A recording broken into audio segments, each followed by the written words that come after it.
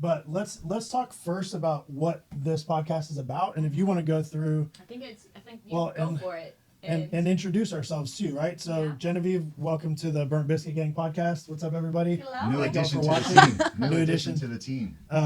And a much needed addition to the team. And we were just talking a little bit before the show about how we're trying to get what our message is and how we're trying to get our message out to whoever it is. So tell us what your view or your understanding of what we said our podcast. Okay, is so about. the main point of this podcast and what we discussed earlier was it's more about discussing politics for sure, and global politics and the role and where we're seeing communism and other, well, what's the term that I want to use? I guess statist thing being produced throughout the world, and also noticing how it is here in the U.S. Not only that, but a big part is to go over and teach people like myself who are very apolitical and don't really have any desire to ever discuss politics or care one way or the other about it. So I think it's important to get that message out, and why it is important to, at least, even if you don't go super deep into politics, why having a baseline knowledge of what is going on and being aware of certain things, it is very important. Sure, to understand the definitions of what people are talking about. So if you do tune into a show like the Burnt Biscuit Gang podcast and me and Jonathan are going down some rabbit hole, you're like, where am I? But you can at least follow along because you understand the difference between communism and fascism, or between communism and fascism and a sovereign system like a republic. Yes. Right? Yeah, that could probably be the most important information for us to share. Yeah, I think it And is. plus, too, what we're doing now, we're actually documenting and allowing everyone to see us going through the journey of starting this podcast. You can see we're taking notes. We're still coming up with exactly what it is we want to share with people. Yeah. You know, exactly. We're still learning, what's happening, what we're trying to talk about. We're still learning about these things as well. Absolutely. So And it's basically, just having our journey. Totally. And we're learning The from you guys podcast, out there. right, So yeah. as you're watching the podcast, we want to make sure that you're integrated, that we're talking to the camera and we're not talking to the camera. We're actually talking to you, the audience, to the viewer who's out there, and doing us the blessing and favor of actually integrating yourself into our conversation.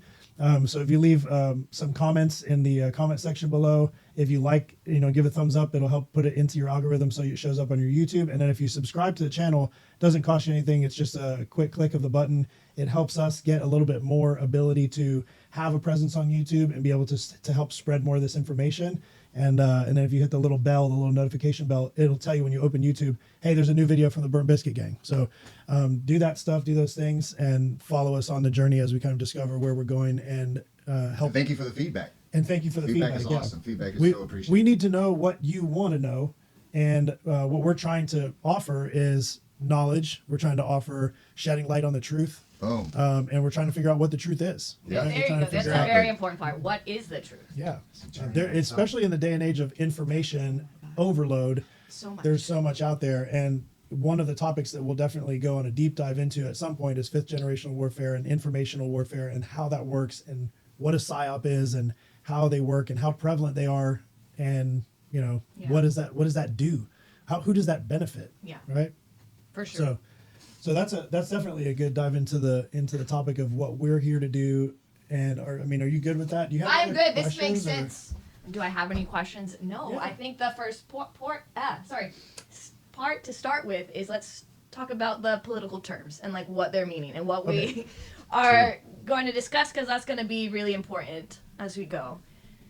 And maybe we should say psychological operation.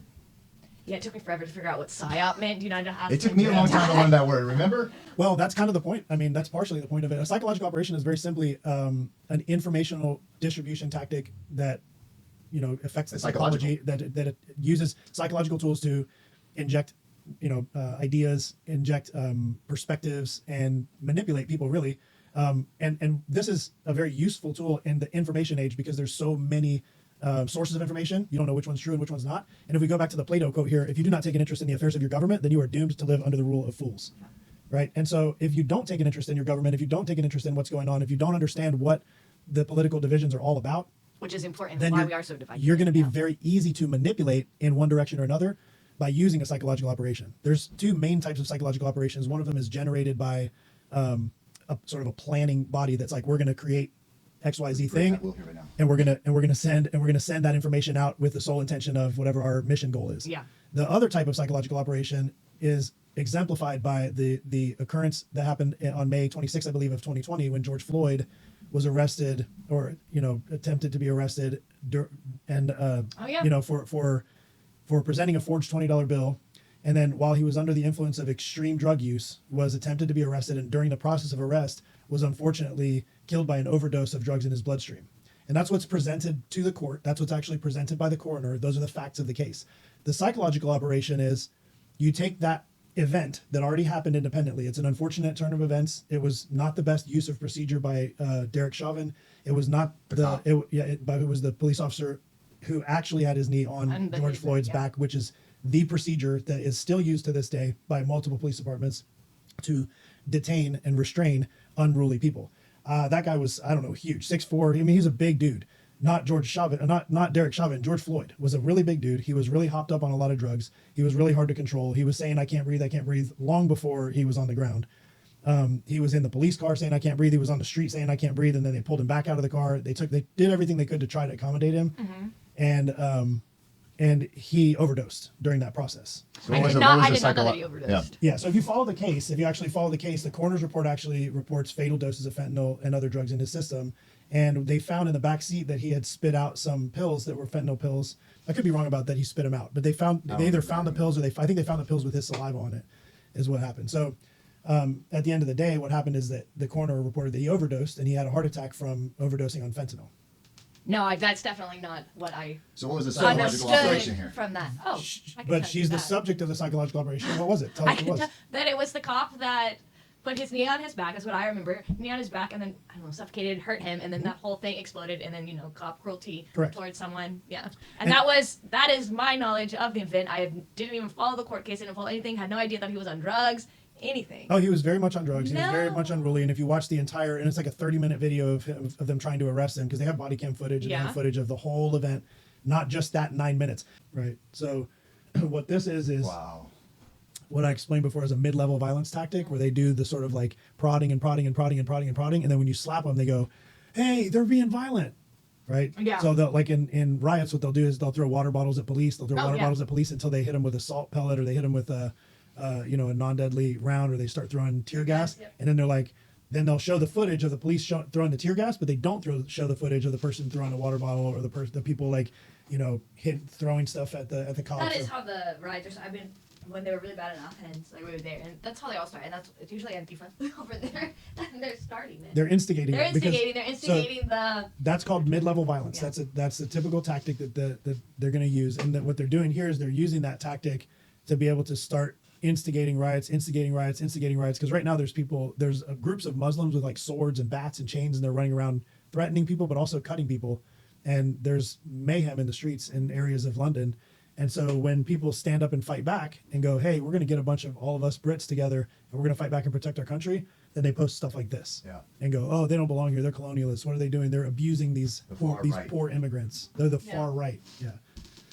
So, but that kind of thing is what I just brought up on there. So are we going to go over some definitions? We went into political terminology of a PSYOP. We did. Yeah. Let's go ahead and define what we're meaning when we say the left and the right, and because it has a lot of meanings. And sometimes when I'm sitting and talking with Jonathan, and he'll tell me things, it's just so hard for me to believe that it's happening. You're telling me, and I'm I cannot believe it. There's right a lot away. of things happening. And I'm just like this all the time. You're lying. Oh man, and they're very hard to believe. This is such an interesting time to be alive. Well, it really is. That's the thing. So we are witnessing some stuff. But I don't even know what it is yet. It's something very prevalent. It's something that's going to go down in the history books. It's a banana plantation. Yes, it's a banana republic. It's all of the above. Yeah. Definitely a banana republic. And the below. Is this case sensitive? Because what can be unburdened what has been. Do you think there are some of us people in society that maybe want a communist style government? Oh, absolutely. There's tons of them. Oh, no, it's so okay. So when you talk about marching in Indiana or whatever it was, well, when you talk about communism, this is why it's so important for us to educate the apolitical, because they don't understand what they're getting into. Right. And when you stick your finger into communism, the saying goes, you can vote your way into communism, but you can't vote your way out. And that's what we're seeing in Venezuela right now. Yes. And right now, as of today, They're not shooting their way out because they don't got any guns anymore. Exactly. They don't have any Second Amendment right is not protected. Nope. Right. So in Venezuela today, I saw a video of These people- are exact reasons why we need the Second Amendment, right? So let's go And ahead we need and- to protect that at all hundreds costs. or thousands of people running through the streets Yeah. from military and tanks Right. that are just killing people in the streets. Right. That's Maduro's government. That is the final result of communism. Yes. But it only happens after this long march down the road of de-evolution. Right. And you got to go through what Venezuela went through. And God, I wish everyone in this Collapse of country the economy. could know personally some Venezuelan people, because their journey over the last 25 years has been a long, arduous journey down to the bottom of a dark pit. And what's so shameful of it is you can see they tried to vote their way out, and as of now, it seems not to be possible. So is this? I do have to use the restroom. Guys, I'm so sorry. Go ahead. That's Because right. I do believe the opposition did win the majority of the votes, correct? Pretty much all of Europe is siding with that So is outcome, South and America. so is the United States. And South America.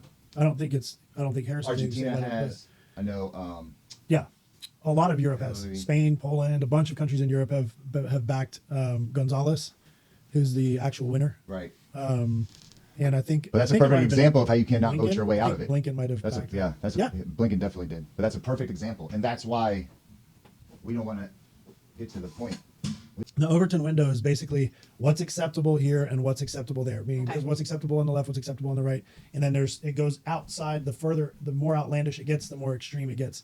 The Overton window is basically the inclusion of all those policies that are. Abortion's a good topic to exemplify this. Okay, so abortion has a lot of different possible outcomes. So you have first term abortion, where you have like early abortions within the first 3 months of pregnancy, and those are generally accepted by centrists and even people who are center right. Okay, so when you're looking at the Overton window, if you look to the right of the center, you would be maybe okay with someone having an abortion on an early term timeline. Yeah. If you get into the second and third trimesters, those people are not going to really have, they're not really going to be on board with that, because they're on the center right of the Overton window. Now, if they're on the center left of the Overton window, they're more likely to give that person Yeah, that's true. more leeway to say, hey, 6 months in, yeah, go ahead and do it. When you start getting to the edge of the Overton window on the left, where it says, after the baby's actually been born, we can go ahead and abort the baby, which people do say.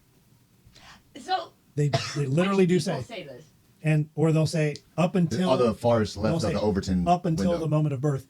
That's a far okay. So That's very far. but that's unacceptable, right? From your judging from your reaction, that's kind of an unacceptable this linear description. So you have an authoritarian left, and then you have a libertarian left.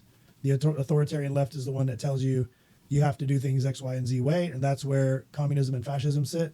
And then you have a libertarian left, which is where something more like anarchism would sit. And a left-leaning anarchist would just say, I don't care what you do, just you can abort the baby, 6 months after they're born, as far as I'm concerned, because I'm just a libertarian anarchist. And You Yeah. can just do whatever you want, and I don't believe in the rule of law. Yeah. A libertarian right-wing person would say, I believe that you need some sense of structure and morals, but I'm also very libertarian, so I don't want to actually have rules around that. Yeah. Right. You don't need to have too many rules or authoritarian structures around that. But I think that you need to have the moral structure and you need to have a moral guideline. So the right is generally aligned with a moral rectitude and conservatism, which means like preserving the ways of the old times, right? Conserving. Whereas progressive and liberalism are advancing a different agenda, Progressive. removing the old and replacing it with the new, Okay. right? And moving forward. So when you go to the extremes, you end up finding these kind of shocking policy suggestions or positions, and the Overton window is what refers to the stuff that's acceptable. It's within that borderline of the extremes. It's not too far to the right and it's not too far to the left.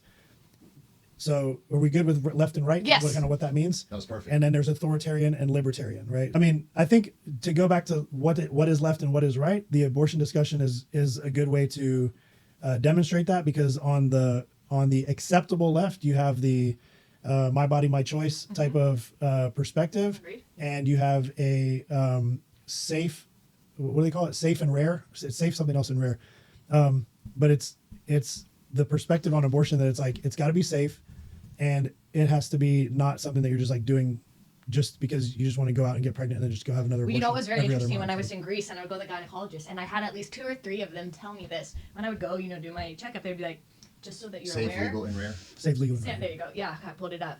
This is what they told me. They go, you do know that, because I didn't want to take birth control. They were like, abortion is not a form of birth control. And I was like, okay, yeah, no, I know. But then I went and read that, because I was like, why do they keep telling me Like this? the day It's such after a very rare thing. Because it happens a lot in Greece. Yeah. To Well, and do not just there. because they don't have, and maybe they have the day after pill, I don't know. I'm sure that they do, like in the pharmacies. But the fact that I was told this by 3 separate gynecologists that abortion wasn't a form of birth control, I was like, oh, okay. And I was like, I understood that. I didn't think that I needed that. Yeah. So like everybody has their thing, but definitely, I guess for me, it would be my body, my choice for sure. But then there's so many, minute details that you can go into about it. Right, but you're having a discussion inside the Overton window, whereas I am. on the right I on the am. right side of that discussion would be Please. that there's a moral argument against it, and we're going to consider that to be under the classification of murder under the yeah. law. And so this is where it's not an authoritarian. It's a This very is good where example, yeah. this is where it's not necessarily an authoritarian perspective. Yeah. It's a moral perspective, and those morals and values are based on old structures. So the right or the conservative side is trying to conserve the old structure and the old ways that have been taught for generations or millennia or whatever. And whatever, God, Allah, any of them, if you're following one of those type of moral structures, even if it's an atheistic moral structure, then you're going to fall more on the right side of the spectrum. If you're following a morally, moral relativism, or a nihilistic type of structure where nothing has meaning, there's no morals, everything is relative, good and bad, or sort of like just a matter of perspective, that's the left side of things. So that's Outside the It's an box, important distinction. though. No, that's inside the left box. Inside the left box. The further you go away from morality, Yeah. the further you're going towards the left. You don't have a defined system of morality. You're going towards subjective. This is my lived experience. This is my personal belief about how things should be. Yeah. My own sort of moral compass, and everyone else can have their own moral compass. That's a very left perspective. Whereas on the right, it's more conservative, and it's more like, these are the values that we live by in this society, and we're going to adhere to those values, and we're going to make laws based on those values. So on abortion, we're going to make laws that are based on the values that view that fetus as a living being, and you're killing a living being, so we consider that murder. So we're going to go ahead and try to restrict that as much as possible. Yeah. Right? Okay. That's a very great example. So those are Because isn't it a conservative way to have more babies? yeah. Well, right now I think conservatism. I mean, generally, because it says be fruitful and multiply after Noah crashed his boat on the rock or whatever, right? And was like, hey, look, there's a rainbow. Go be fruitful, multiply. I'm somewhere in that Bible story. Yeah.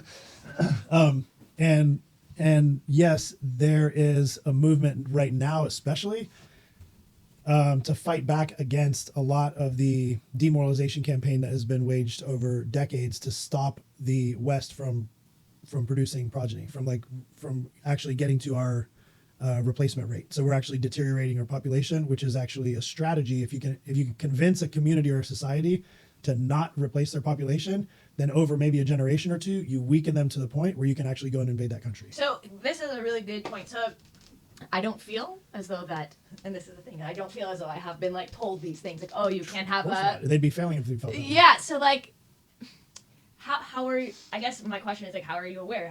How do you see that this is happening? That society is, they're telling us don't have babies, all this. I have never gotten that viewpoint because I guess I always wanted kids, but I don't see where it is playing out right now that this is what's happening.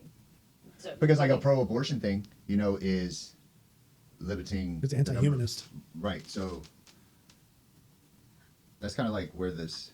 It limits the population. It's Right. another tool to. So if you're a government promoting, right, pro-choice abortion and things of that nature, I feel it's kind of another way to lead your people down that path. Sure, but I'm not talking about government.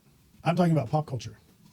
I'm talking about the that's things the question that that you don't I'm feel at. like you've been told, but you went and watched a bunch of Seth Rogen movies and laughed at them and thought they were really funny, right? Yeah. Yeah. And you didn't think anything else of it except that you're just suddenly accustomed to this being associated with happiness and funniness. And then you just laughed about people living this lifestyle and people being in this particular archetype. So now we have the archetype of the weak man. We have the archetype of the self-victimized, beta male type person. We have the the independent woman who's going to not be burdened by children and family and all these old chains of the old patriarchy, right? These are archetypes that come up in those Yeah, media they are. I'm thinking now. over and over and over and over again. And now you can't find a show, you can't find a television commercial, you can't find like songs, musicians. Everything is completely inundated and reflects those same types of value sets. And that value set is very much aligned with the left because it's very much aligned with morally subjective, right, or morally relative decision making instead of aligned with morality, right? If you have someone in one of those movies who's a character who like goes to church all the time and has a bunch of kids and like, you know, plays football and like competitive sports person or like a successful businessman, that's usually the villain. That's usually someone who's either depicted as a villain or as a rube, like a dumb person or but they're depicted in a negative light. So when you go down those types of stereotypes, that is that's like an object set of psychological operations that have been beset upon the population without their even knowing. And you just ingest it over and over and over and over again. And before you know it, your perspectives and your points of view, because they're not intentional, they're not studied, you're not intentionally investigating and dissecting what you're thinking or why you're thinking it. You're just kind of going along to get along. Mm. And we go back to that same quote, because if you're not involved in the politics, you do not take an interest in the affairs of your government, then you're doomed to live under the rule of fools. That's just that, and that's just one. I mean, there's. Yeah. What about our other quote? Which other one? The one. Bread and circuses. No, the. Okay. You know what I did find very interesting about like the Trump assassination is, and I do like this for PBD, he's not always my most favorite person. I don't always agree with everything that he says, but he has made a really concerted effort, and this I do appreciate from him, to bring on various different guests who are actually specialists in that to do it. It's because his first one, he's really good at Did you see the one with the sniper? Yeah, that one. The most recent one? That's a good one. So, because in the beginning he was just saying all his opinion. I was like, you don't know? Because he doesn't know. But then he backed up and he brought in people, right? And I was like, okay, they're specialized in their field. And then this is... He's good at that. Yeah, well... He's a really good moderator, mediator type person. Yes. So when he did that, I was like, okay, now I enjoy that and like listening. But I always find it very interesting. What were they saying about the assassination? I'm just going off of like my... Yeah. The guy said that, you know, Trump can spend from now until November $2 million, right? Will get him 10 of the best Delta snipers with state-of-the-art weapons, state-of-the-art technology to set up a perimeter, you know, drone, all these stuff like that, right? All the equipment they would need for anything to make it basically all 100% protected. You'll give right? him 10 There's guys. No or 20 way, guys? 10. So 200 grand. Getting the best of the best, getting the best of the best, but with everything provided, right? And for months, right? Until November, for 3 months, right? 200 grand a guy for 3 months. Yeah, full protection. Then no one's getting through that.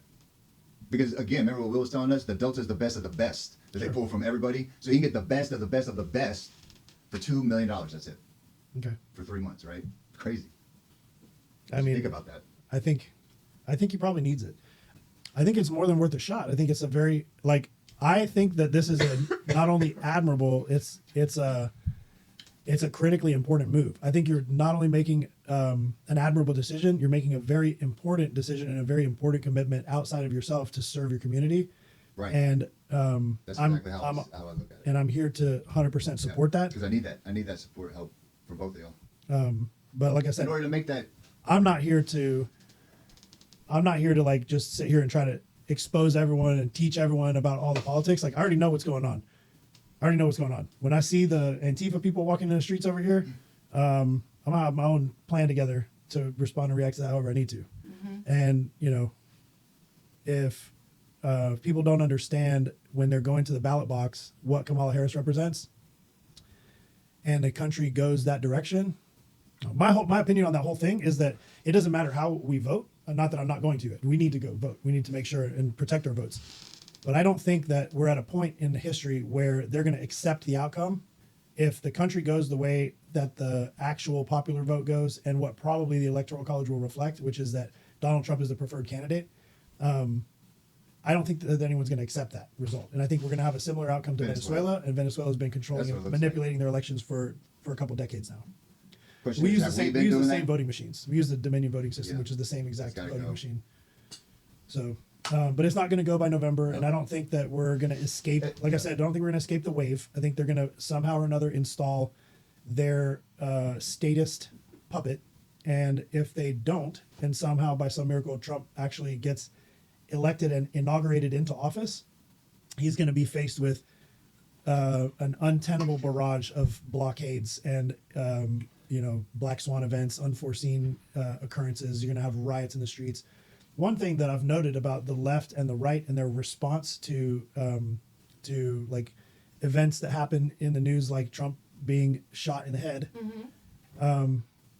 If that were Joe Biden that were shot in the head, there would be riots in the streets. There would be buildings burning down. There would be people throwing bricks through windows of small businesses. There would be all sorts of victimization, self-immolation in the streets and all over the news, and the media would just be They write screaming about right-wing maniacs and all this type of things. But when it's on the other side, when the shoe's on the other foot, and our candidate was actually shot in the head with a 5.56 bullet, is what No riots. all accounts point to. There's no one out there rioting. There's no People just no want one the out truth. there. No, people That's just all want the people are truth. screaming about. They're not They screaming. just want, and they're not really even screaming, right? They're out there trying to exercise their right. If they are screaming, that's what they're screaming. If they are screaming, they're screaming about, hey, why is no one paying attention? And why is no one being held accountable? Right. And why do we not know the truth? Well, but the girl quit, right? Resign. Yeah, she resigned, so she it's needs over. to be arrested, maybe. Well, why? We She find didn't the do truth. anything. Perhaps she did. We No, don't she didn't know. do anything. We don't know the truth. No, it was this little right wing extremist guy, Thomas Again, we want Brooks. to know the truth. It was a little 20-year-old guy who couldn't even get into his rifle club, who got through the entire Secret Service, set up an entire plan, fired apparently 3 different types of rifle within 8 seconds or whatever it was. It was all him. Had a obviously. stronger cellular connection than the Yeah, Secret Service. yeah, obviously, that's it. It's a super easy explanation. Just some 20-year-old little twit on a roof. On the one roof that they were On the they one weren't roof covering. that was like 100. They were inside the away building, that- not on the roof. Sure, yeah, because it was too hot Right. outside. Yeah. Yep.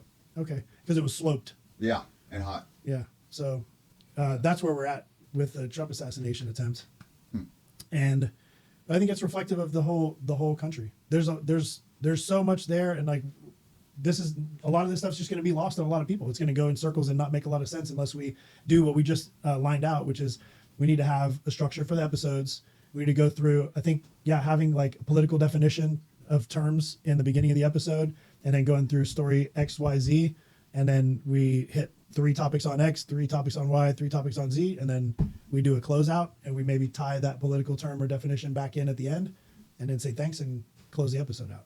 Because right now we're just over an hour, and I'm probably going to have 20 or 30 minutes of footage to be able to pull out of it that actually is going to make sense to anyone. Right. Oh, 100%. Like, we lost that a long time ago. Yeah. Okay. Well, we've covered some important parts that we needed. Yeah, and this was I feel like looking forward, just not exactly like with content, so to say. Right. Well, but this again, look at the ones that I've done on the Don't Hold Your Breath podcast, right? I'm on number 13. We're on number 2, right? This is like number 2. The first one that we did were just you and me over here where we're still moving the table around and stuff.